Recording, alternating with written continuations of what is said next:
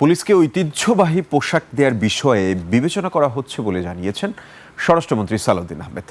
সম্প্রতি পরিবর্তিত পোশাক মানানসই নয় এমন আবেদনের ভিত্তিতে আগের জমা বহাল ও প্যান্টের খাকি রং ফিরিয়ে আনার পরিকল্পনা চলছে বলে জানান স্বরাষ্ট্রমন্ত্রী।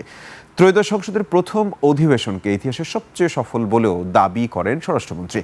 বিস্তারিত আকবর হোসেন সুমনের রিপোর্টে।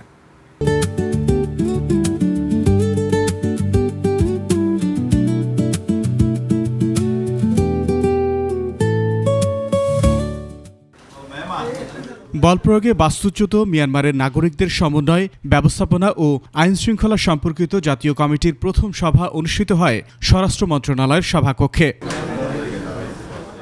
সভা শেষে রোহিঙ্গা ক্যাম্পগুলোতে আইনশৃঙ্খলা পরিস্থিতির উন্নয়ন ও মাদকদ্রব্য নিয়ন্ত্রণে যৌথ অভিযান পরিচালনা করা হবে বলে জানান স্বরাষ্ট্রমন্ত্রী।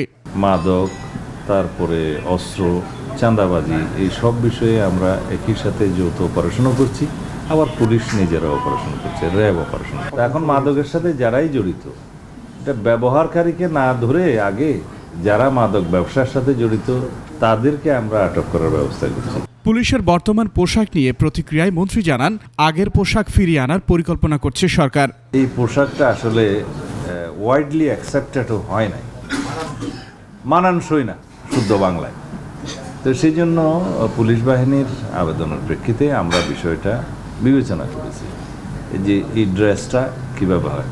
তা আমরা একটা ঐতিহ্যবাহী ড্রেস যাতে দেয়া যায় তারও একটা অংশ বিবেচনা করেছি।